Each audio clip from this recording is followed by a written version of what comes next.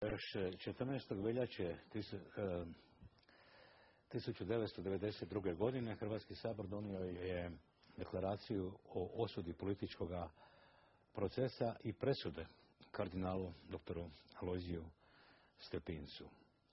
To je politička deklaracija, to je politički akt Hrvatskog sabora i u toj deklaraciji Hrvatskog sabora stoji da je među tisućama i tisućama hrvatskih ljudi koji su svojim životom i djelovanjem hrabro svjedočili o vjekovnim težnjama hrvatskoga naroda, Hrvatski sabor da posebno izražava zahvalnost uzoritom kardinalu Alojziju Stepincu koji je nepravedno osuđen, čime je nanesena nepravda i uvreda hrvatskom narodu.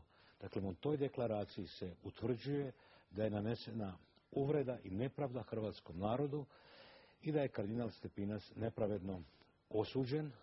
Nadalje stoji da se radilo o montiranom procesu na kojem je nevino osuđen iz razloga što je odbio po diktatu komunističkih vlastodržaca napraviti crkveni raskol i odvojiti katoličku crkvu u Hrvatskoj od Rima, od Vatikana i stvoriti neku nacionalnu katoličku pravoslavne crkve su nacionalne crkve. Tako je.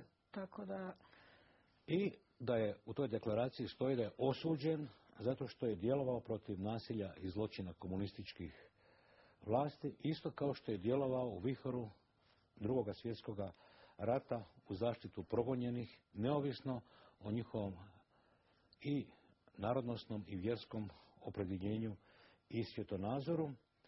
I konačno u ovoj deklaraciji Hrvatski sabor osuđuje i ispravlja ovu povijesnu nepravdu koja je izrečena uvredu hrvatskom narodu i kardinalu Stepincu, i Hrvatski sabor osuđuje političke procese brojnim svećenicima, nevino suđenima, redovnicima i osuđuje na taj način i protunarodni komunistički režim.